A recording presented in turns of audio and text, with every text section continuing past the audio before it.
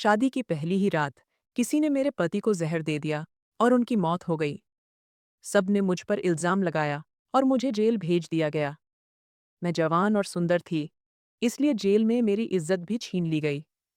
जब सजा पूरी कर बाहर आई, तो घरवालों ने भी मुझे अपनाने से मना कर दिया। मैं अकेली सड़क पर बैठकर रो रही थी कि तभी एक फकीर आया और उसने कहा, मुझसे शादी कर लो। मेरे पास कोई रास्ता नहीं था, इसलिए मैंने उसकी बात मान ली। जेल से बाहर निकलते वक्त मेरा दिमाग सुन्न था। उसने शादी का प्रस्ताव रखा और मैंने बिना सोचे समझे हाँ कह दी। अब दिल डर से कांप रहा था। अगर यह भी धोखा निकला तो मैं कहाँ जाऊंगी? घर वालों ने तो पहले ही मुंह मोड़ लिया था। उनके लिए मैं अपराधी थी। मैं जीते जी मरती रही थी। जेल की अंधेरी कोठरी, समाज की नफरत और अपनों की बेरुखी ने मुझे पूरी तरह तोड़ दिया था। उस फकीर से शादी करना भी मेरी मजबूरी थी। मगर जब विदाई के समय उसने मुझे एक गाड़ी में बैठाया, तो मैं हैरान रह गई। एक फकीर के पास इतनी महंगी गाड़ी कैसे हो सकती है? गाड़ी जिस इलाके से गुजर रही थी, वह मुझे कुछ जाना पहचाना भी लग रहा था, पर याददाश्त जैसे धुंधली हो चुकी थी। गाड़ी आखिरकार एक विशाल हवेली के सामने रुकी। मैं उतरी और आश्चर्य में पड़ गई। अंदर की हर चीज इतनी महंगी थी कि देखकर मेरे कदम लड़खड़ा गए। मुझे डर हुआ कि कहीं उसने मुझे किसी अमीर आदमी को बेच तो नहीं दिया। मैं पहले ही धोखे खा चुकी थी, पर अब पीछे हटने का कोई रास्ता नहीं था। एक नौकरानी मुझे मेरे कमरे तक ले गई। ये घर मुझे अजीब तरह से जाना पहचाना लग रहा था। मैं कमरे में बैठकर अपने पति का इंतजार करने लगी। 2 घंटे बीत गए, फिर दरवाज़ा खुला। मैंने सोचा फकीर आएगा, पर अंदर जो व्यक्ति आया, उसे देखकर मेरी सांसें रुक गईं। वह फकीर बिल्कुल नहीं था। मैं चौंक कर पूछने लगी, तुम यहाँ क्या कर रहे हो? मेरे पति कहाँ हैं? उन्हें बुलाओ।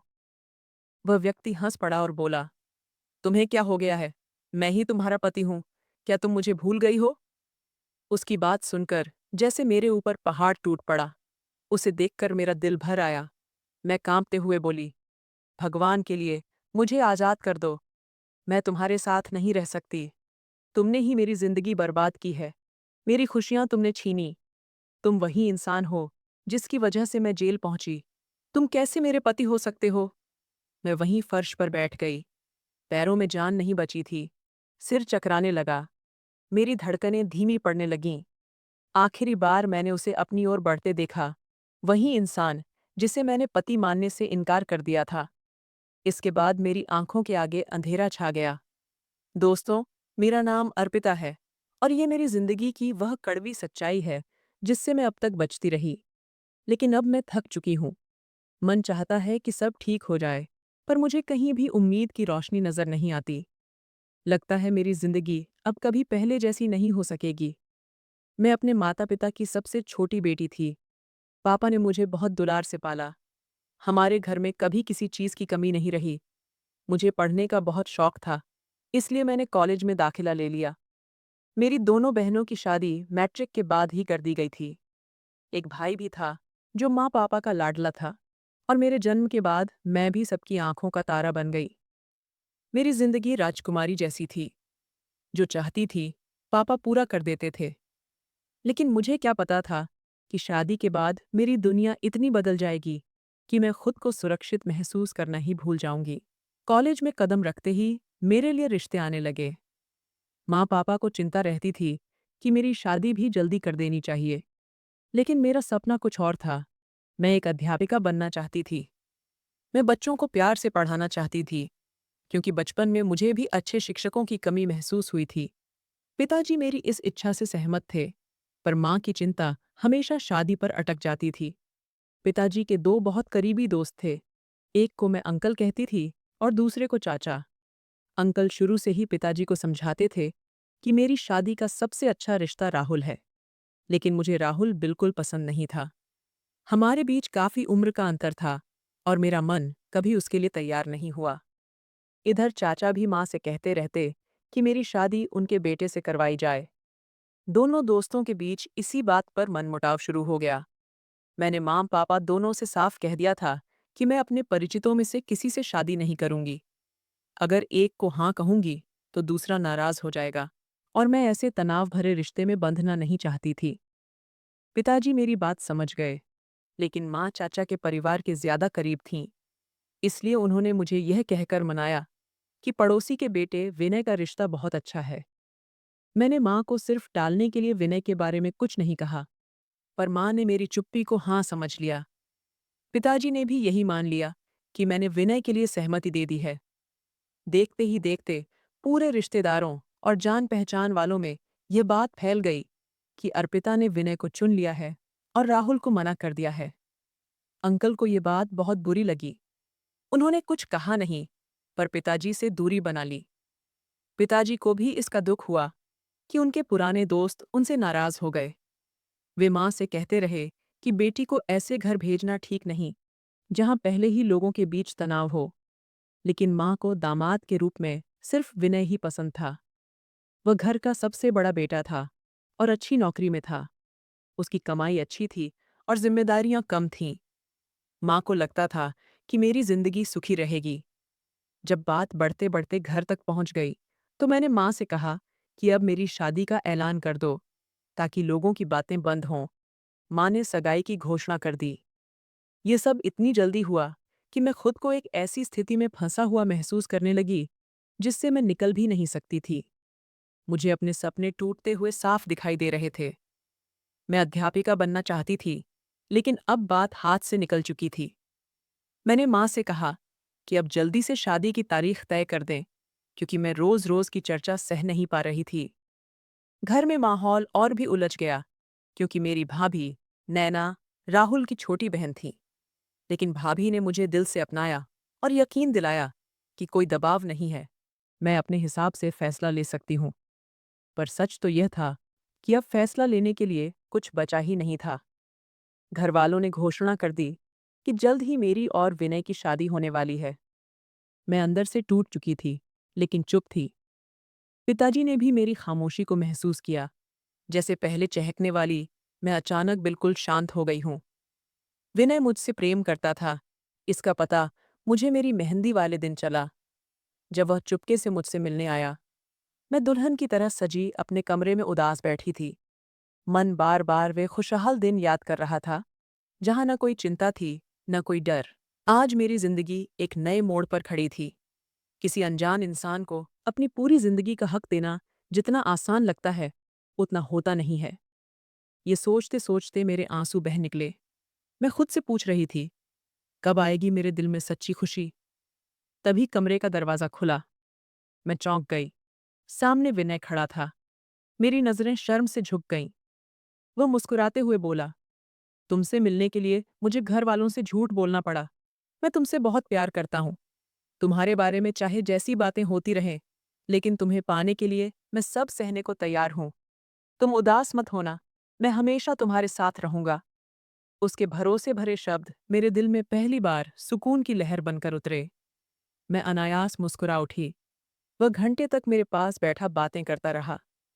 उसी दिन मुझे एहसास हुआ कि वह सचमुच बहुत अच्छा इंसान है। मुझे लगा कि मैं गलती करने वाली थी, जो उसे दिल से स्वीकार करने में झिझक रही थी। पहली बार मुझे अपनी माँ की बातों पर भरोसा आया कि उन्होंने मेरे लिए सचमुच सही चुनाव किया था। 2 दिन बीत गए। मेरी मेहंदी लग चुकी थी और मैं उसके नाम को बड़े प्यार से हथेलियों में सजते हुए देख रही थी। पिताजी ने मुझे मुस्कुराते देखा, तो उनके चेहरे पर आराम साफ दिखा।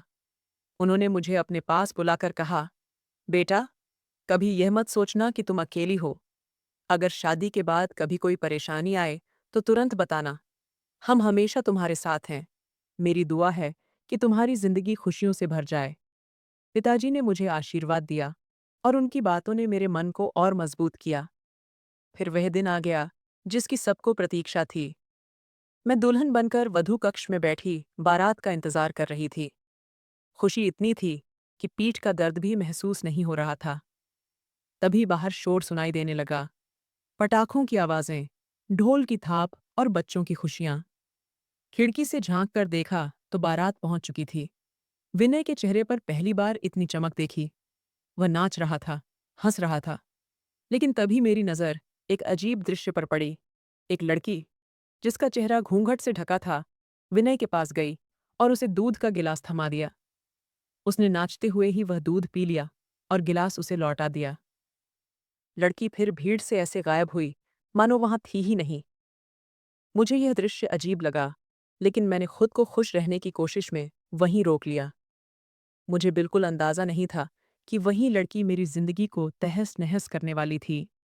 कुछ देर बाद ही विनय को गर्मी महसूस होने लगी। उसने घबराकर शेरवानी के बटन खोल दिए।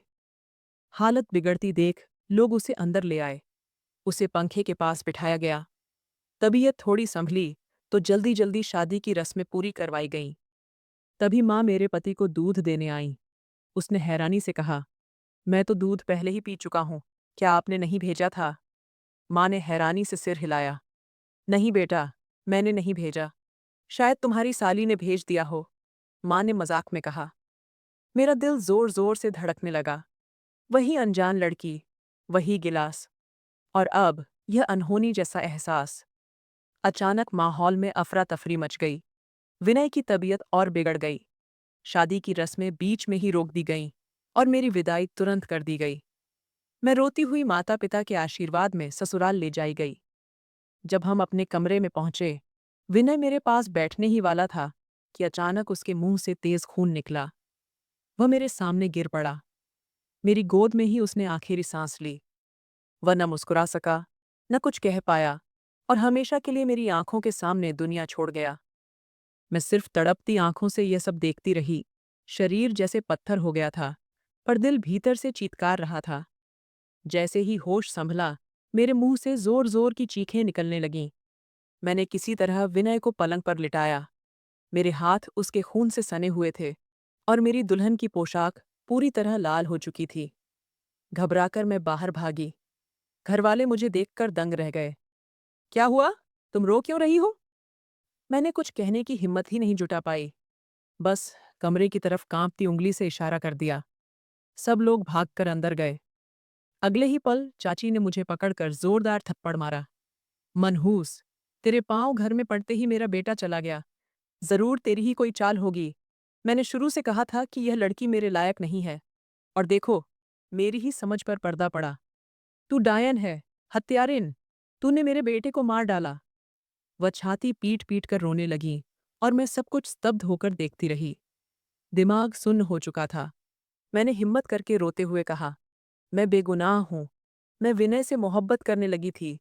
भला मैं उसे क्यों मारूंगी? लेकिन किसी ने मेरी बात नहीं सुनी। चाचा भी आगे आए और मुझ पर थप्पड़ बरसाने लगे। अगर तुझे मेरा बेटा पसंद नहीं था, तो मना कर देती। पर तूने उसे मार डाला। मैं तुझे छोड़ूंगा नहीं। उन्होंने उसी वक्त पुलिस बुला ली। कुछ ही मिनटों में मुझे गिरफ्तार कर लिया गया। मैं रोती रही, गिड़गिड़ाती रही, पर कोई मेरी एक बात सुनने को तैयार नहीं था। सबने मुझे हत्यारिन घोषित कर दिया। मैं दुल्हन के जोड़े में ही जेल पहुंची। मुझे कपड़े बदलने तक की इजाजत नहीं मिली। वहां भी मैं चीख-चीख कर कहती रही कि मैंने कुछ नहीं किया, पर सब व्यर्थ। मेरे अपने घरवालों ने भी मुझसे मुंह मोड़ लिया। शायद उन्हें भी लगा कि मैंने ही यह जघन्य काम किया है। मैंने रोते हुए पिताजी के सामने हाथ जोड़े, पर मेरे शब्दों का उन पर कोई असर नहीं हुआ। यह सदमा उन्हें गहरा लगा और वे दुनिया छोड़ गए। माँ विधवा हो गई। भाई ने भी सारे रिश्ते तोड़ लिए। मेरी दुनिया पल भर में उजड़ चुकी थी। शादी की पहली रात ही मैं विधवा हो गई और किसी को मेरे दर्द की फिक्र नहीं थी।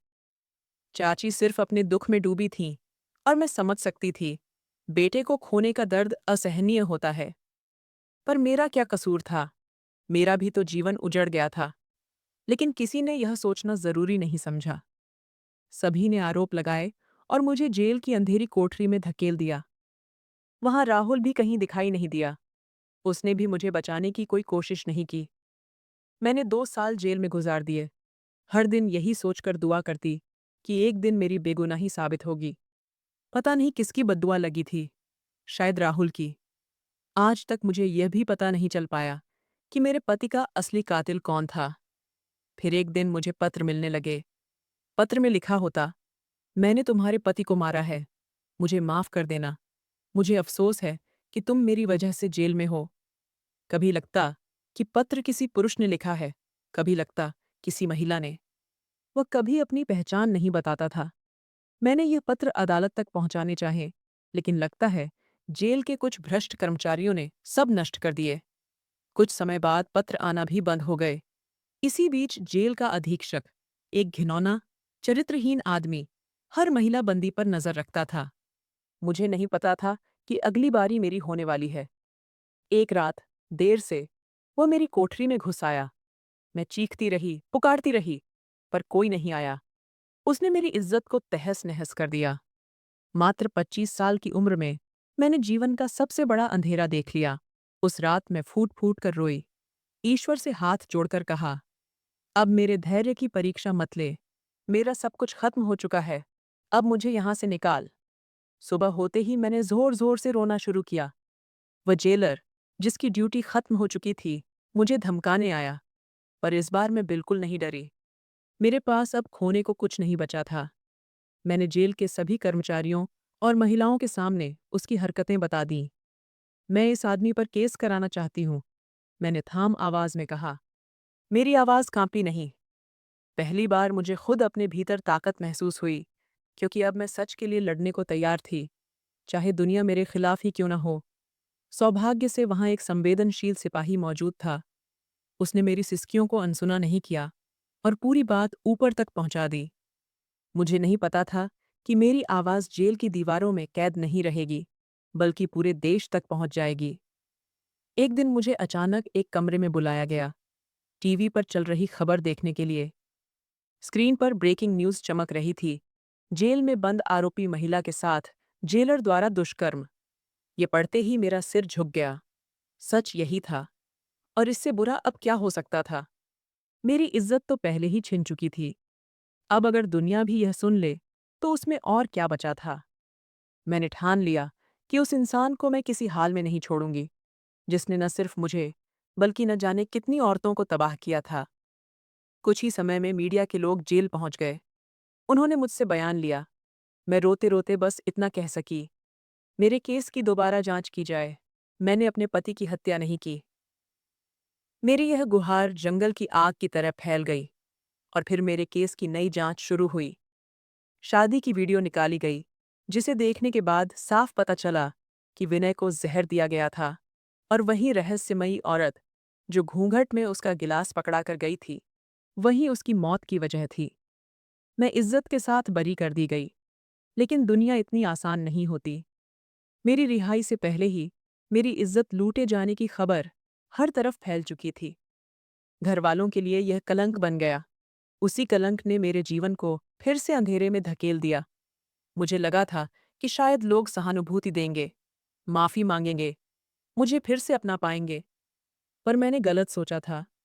चाचा चाची ने तो साफ कह दिया, तुम बरी हो गई, इसका मतलब ये नहीं कि तुम बेगुनाह हो। हमारे बेटे की मौत की जिम्मेदार तुम ही हो। तुम उसके जीवन में आई और वह मर गया। हम तुम्हें कभी माफ नहीं करेंगे। उनकी बातें सुनकर मैं रो पड़ी। मेरी सफाई अब किसी काम की नहीं थी। जिसे समझना ही नहीं था, उसे समझाने का क्या अर्थ। थकी टूटी हालत में मैं अपने मायके पहुंची, लेकिन वहां मां ने कठोर आवाज में कहा, इस घर में अब तुम्हारे लिए जगह नहीं है।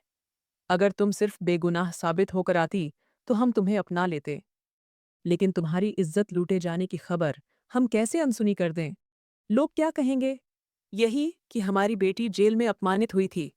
हम तुम्हें वापस नहीं रख सकते। मां की आवाज कांप रही थी। मैं समझ गई कि यह उनके दिल की आवाज नहीं, बल्कि भाई की मजबूरी थी, जिसे मां ने दोहराया था। खाना कपड़ा जुटाने तक की जद्दोजहद कर रही मां के लिए मैं बोझ बन चुकी थी। मैं उनके दुख को समझ सकती थी, इसलिए मन ही मन मैंने उन्हें माफ कर दिया। मैंने तय कर लिया, अब अपनी जिंदगी खुद संवारनी होगी, अपने दम पर नए सिरे से शुरुआत करनी होगी। लेकिन हकीकत सामने खड़ी थी। न पैसा था, न पढ़ाई पूरी हुई थी, न आसरा, न कोई अपना। इन्हीं सोचों में डूबी मैं सड़क किनारे बैठी अपनी किस्मत को कोस रही थी कि तभी एक फकीर मेरे पास आकर बैठ गया। वह मुझे देखकर मुस्कुरा रहा था।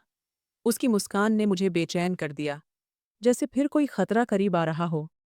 मैं उससे दूर हट गई, लेकिन वह मेरे पीछे पीछे चलने लगा। उसने मेरा नाम लेकर कहा, अर्पिता, मैं तुम्हें जानता हूँ। तुम्हारा दर्द भी जानता हूँ और मैं तुम्हारा दुख खत्म करना चाहता हूँ। क्या तुम मुझसे शादी करोगी? उसकी बात सुनते ही मैं स्तब्ध रह गई, जैसे शरीर मेरी ही नहीं रहा हो। दुनिया ने जब सब दरवाजे बंद कर दिए थे, उसी वक्त एक अनजान फकीर मेरे सामने खड़ा था और शादी का प्रस्ताव दे रहा था। उस वक्त मुझे कुछ समझ नहीं आ रहा था। मैं किसी सहारे की तलाश में थी।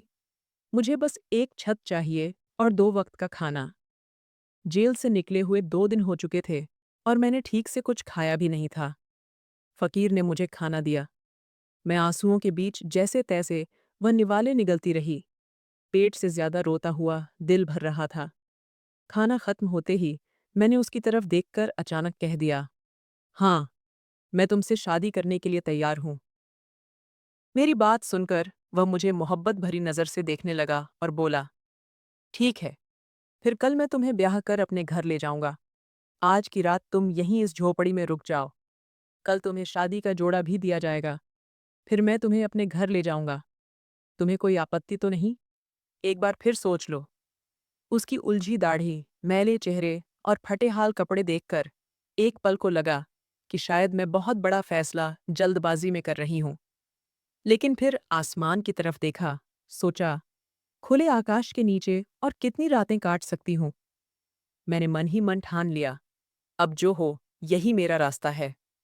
अगर वह फकीर है, गरीब है, तो भी सही। मैं उसके साथ रहकर 2 रोटियां कमा लूंगी, भीख मांग लूंगी, पर अकेले सड़क पर तो नहीं मरूंगी।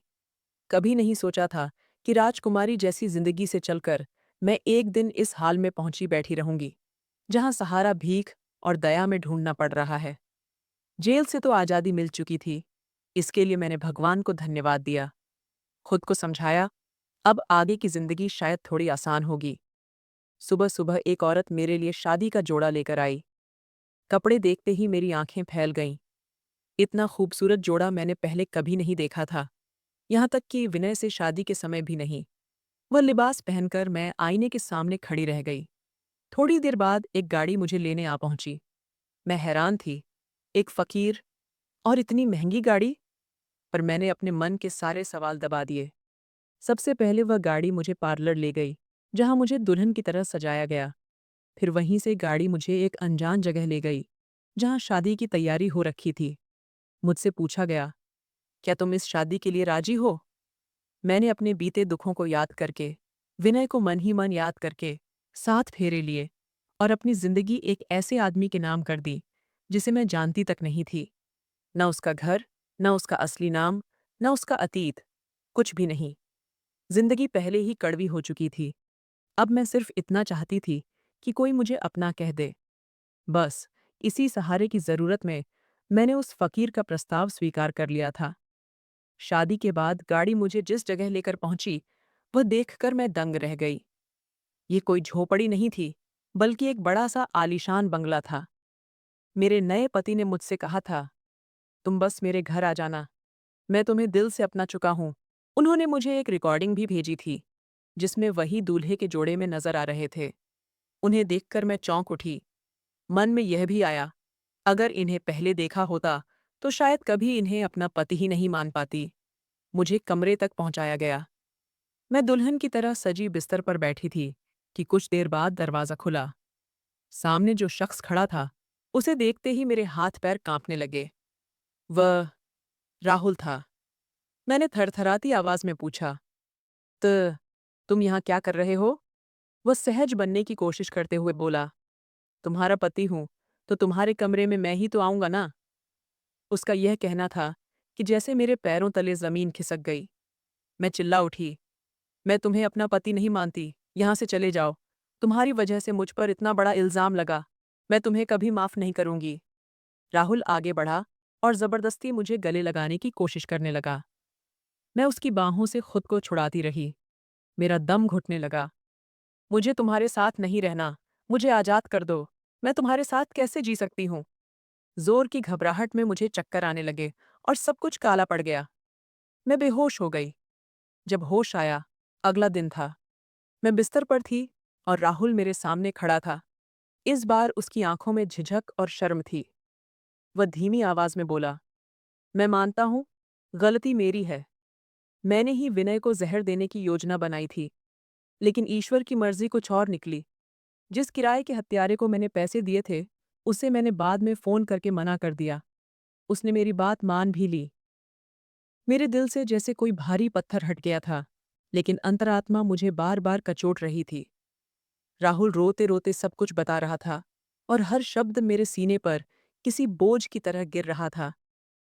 लेकिन सबसे बड़ा झटका तो मुझे तब लगा, जब उसने सच कहा कि जिसके हाथों विनय की मौत हुई, वह कोई अनजान हत्यारा नहीं, बल्कि विनय की वही पुरानी प्रेमिका थी, जिसे विनय ने एक रात अचानक छोड़ दिया था। वह इसे सहन नहीं कर पाई। मेरे मना करने के बाद भी उसने मेरी पीठ पीछे जाकर वह घिनौना काम कर दिया। राहुल ने सुबकते हुए कहा, गलती मेरी भी थी। मैंने बदले की आग में अंधा होकर उसे हायर किया था।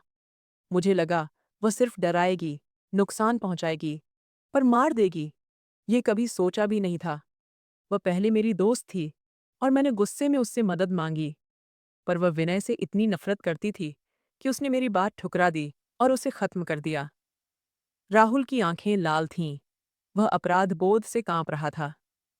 फकीर बनकर तुम्हें शादी का प्रस्ताव देना, यह भी मेरी गलती का प्रायश्चित था, वह बोला। मुझे लगता था मेरी वजह से तुम्हारी जिंदगी तबाह हो गई। अगर तुम मुझे स्वीकार कर लोगी, तो मैं अपनी पूरी जिंदगी तुम्हें खुशियां देने में लगा दूंगा। और अगर तुमने हाँ नहीं की, तो शायद वही दिन मेरे जीवन का अंतिम दिन होता। यह सुनकर मेरे अंदर का दर्द और भी गहरा हो गया। मेरी आंखें भर आईं।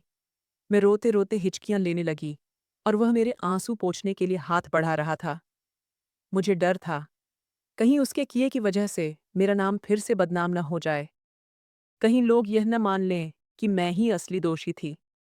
मैंने खुद को संभाल कर कहा, अगर तुम सच में मुझसे प्यार करते हो, तो इसे साबित करो। मेरे ऊपर से ये इल्ज़ाम हमेशा के लिए ख़त्म कराओ।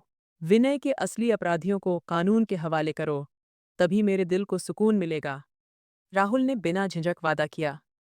अगले ही दिन वह थाने पहुंचा और पूरी गवाही दी।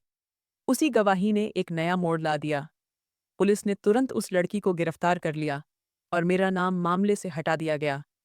मेरे जीवन के सबसे डरावने, सबसे कठिन दिन आखिरकार खत्म हो चुके थे। और इन सब के पीछे अगर कोई था, तो वह था राहुल। धीरे धीरे हमारी जिंदगी पटरी पर लौट आई। हमने अपने अतीत की कड़वाहटें पीछे छोड़ दीं। उस शहर को भी छोड़ दिया जहां लोगों की निगाहें हमें आज भी परखतीं। हमने एक नई राहुल, वही व्यक्ति जिसने मेरी जिंदगी में तूफान भी लाए थे, लेकिन वही मेरी सबसे बड़ी सहारा बन गया। उसी ने मुझे दोबारा खुशियां दी। आज हम 2 बच्चों के माता-पिता हैं। हमने उन्हें अच्छे संस्कार, अच्छी परवरिश दी और यह साबित कर दिया कि जिंदगी चाहे जितनी कठिन हो जाए, अगर इंसान सच्चे इरादे से आगे बढ़े, तो हर तूफान शांत हो जाता है। तो दोस्तों, इस कहानी का संदेश यह है कि बीते दुखों को पीछे छोड़कर नई शुरुआत करना ही असली साहस है। दृढ़ संकल्प और सकारात्मक सोच से इंसान हर मुश्किल पर जीत हासिल कर सकता है। तो दोस्तों, यह थी आज की कहानी। आपको यह कहानी कैसी लगी, हमें कमेंट करके ज़रूर बताएं।